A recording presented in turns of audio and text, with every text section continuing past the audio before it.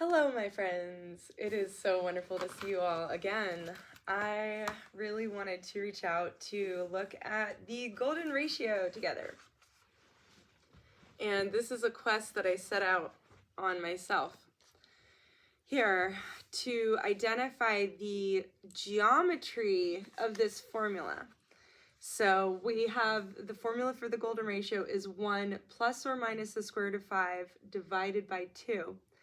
Now, when we have this plus or minus symbol, that indicates that we need to do the equation twice, once with the positive sign, once with the negative sign, and that we're going to have two separate values as the result.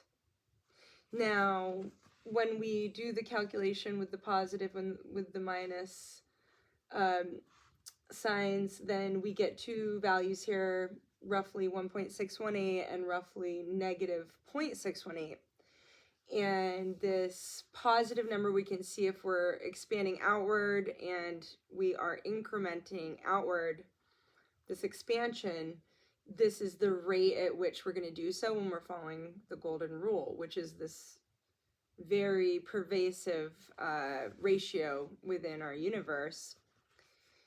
And that the negative 0.618 represents the contraction, the inward movement, that if we're going to have different layers and we were going to compare these different layers to one another, and you could say the larger layer was 1.618 times larger than the inner layer, well, you could also then conversely say that that inner layer is 0.618 times smaller than the larger one. So these two numbers very much go hand in hand, depending on whether we're going outward or going inward. Going inward, we would again use the negative value. Going outward, we're looking at the 1.618 is a positive expression.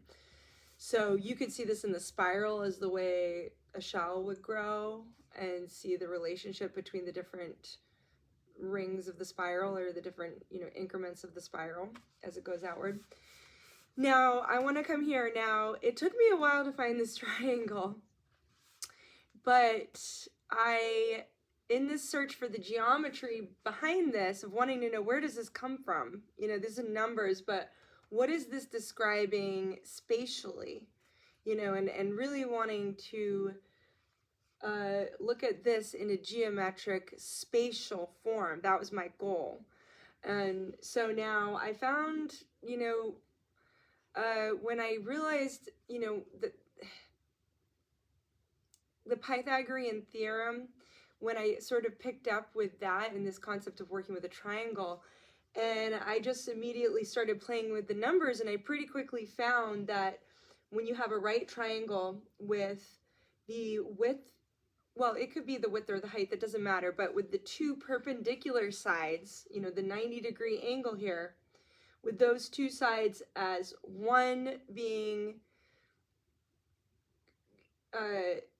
one being the shorter side, and then doubling the shorter side to get the longer side, in this case 2, and then finding the hypotenuse between them, which is, in this case, square root of 5. And if you want to see the math for how I did that, you can just see here's the Pythagorean theorem. Anytime we have a right triangle like this, A and B being the sides adjacent, meaning next to, adjacent to our 90-degree angle here, that when we add the square of these two sides, it will equal the square of the hypotenuse. So that's the math here.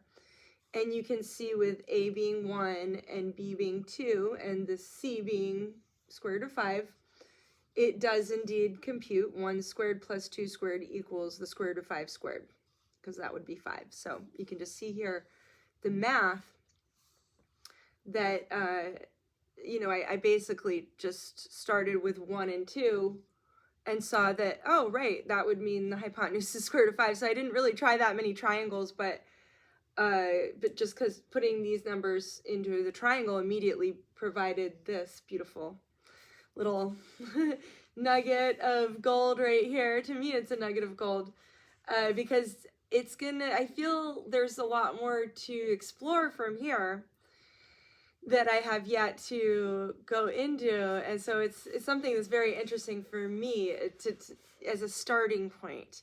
And I hope there's some of you out there that might take this and run with it and go, find your own things. Now I did play around with the doubling. So starting with that same triangle here. Okay, now I like this idea of the golden spiral, and that these triangles are sort of mapping out key points, 90-degree points on a golden spiral. And so starting with the first triangle and then just doubling it again to where the same way that this triangle is created itself by doubling this one to get the 2 and then basically just connecting the dots, we then just continue, double the 2 to get the 4, and then this becomes another triangle that has the same ratio as this most basic version of it. Or you could say a more basic version. You could go smaller than this. But so now each time we make a larger triangle in this pattern, where we have basically all of the numbers are doubling. The 1 is doubling to become the 2 is doubling to become the 4, square root of 5 is doubling to become 2 square roots of 5, and so on and so forth. It's this doubling this doubling effect on all levels. Like now, and if we go down here, you can see how the triangles are incrementing as we increase around. And this is something that I want to go back and draw something like this and draw the curves and find different ways to draw these curves. But one thing you can notice too, do you see how these lines are all parallel to one another through this? Because it is shifting 90 degrees, shifting 90 degrees, shifting 90 degrees. It makes sense. So this is something that I feel there's a lot more to explore here, but because the golden ratio is so fundamental to our reality, I find it a highly valuable concept to dive into in any way. Really, anytime I do it, I feel it's this evolution of the soul, you could say. Did find one of my wands, you could say is somewhat like a staff, but this was something I made a few years ago, and I decorated it with the porcupine quills here. To me, it's sort of like angel wings coming through. And I put crystals, and there's some blue jay feather. Here's some porcupine hairs with the quills that I gathered. There were also these really beautiful hairs, so I put at the top. And many Native American tribes have the porcupine as their totem animal. At least that's what I read. So I thought that might be fun to share with you all. So anyway, I hope you're doing well and enjoying this holiday season, staying warm here in beautiful Maine, my home state, enjoying the snowy weather, and got some sun out today, which is gorgeous. So I hope you're all feeling wonderful, and just as one final but really key gift of wisdom that I'd love to share with you all is that we can, in any moment we need to, just come back to our heart. I know I've said this before, but I just at times catch myself analyzing and running what to me I call thought loops, and where it's not necessarily helping anything. And then if I just come back to my heart and that presence in my heart, that may very well be what I need more in a given moment, because it has this effect of charging up my own energy when I bring my focused awareness to my heart. And sometimes if continuously thinking about something is not producing any results, and it may not be this sort of thing that thinking is going to assist, then coming back to the heart and feeling our own love in our own heart. And it may just be that that's a better way to connect with people around us, versus like worrying about what they might be thinking about us. Instead, we could just feel our love in our heart for them. And that when we feel at peace in our hearts and we feel our own nourishment of our own love in our heart, and we know how to tap into that, that us, our own like consciousness feeling good by connecting to our own heart and feeling the bliss in our heart,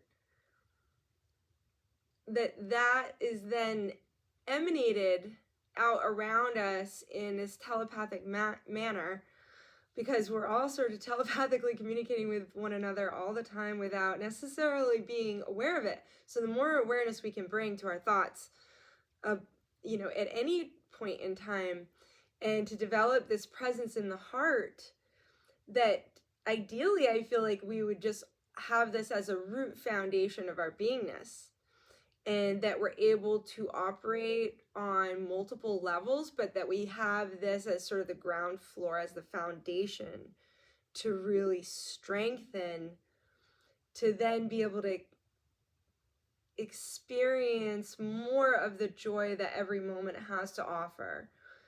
Because for me, this is genuinely a feeling of charging up my own energy, and looking at the human body as an amazing, most gorgeous technology that is far more sophisticated than anything humans will ever come up ourselves, then we can look at it as like charging up our battery, and literally just feeling our heart and just bringing our awareness to that center point, and choosing to feel good, and choosing for our heart to feel at peace, and for our heart to feel a calm contentment with our own energy. And I feel it has this reciprocal, trying to see what the word would be of reciprocal is not quite the right word. It's this thing that magnifies, and it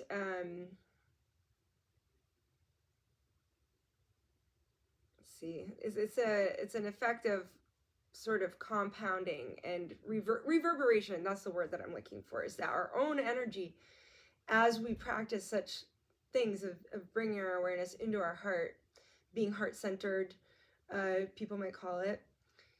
In my mind's eye, when I see it, I feel like it has this reverberation effect through the expansion, through the layers of our beingness, that gets then reflected back to us, but that it expands outward. And that when we're in that intentional space within, we're charging that up.